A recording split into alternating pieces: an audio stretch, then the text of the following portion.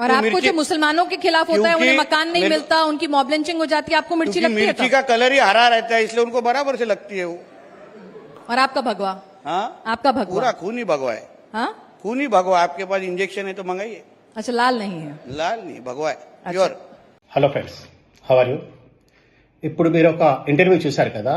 ఈ ఇంటర్వ్యూలో మాట్లాడినటువంటి వ్యక్తి పేరు నితీష్ నారాయణ్ రాణే. ఇతను మహారాష్ట్రకు చెందినటువంటి క్యాబినెట్ మంత్రి.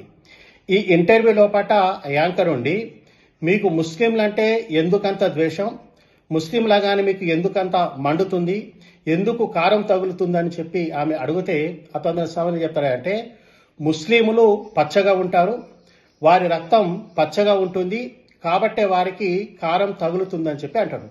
మరి మీరేంటిది అన్నప్పుడు, నేను కాషాయవాన్ని, నా రక్తము కాషాయ రంగులో ఉంటుంది, కావాలంటే మీరు ఇంజెక్షన్ పెట్టి చూసుకోండి అంటాడు.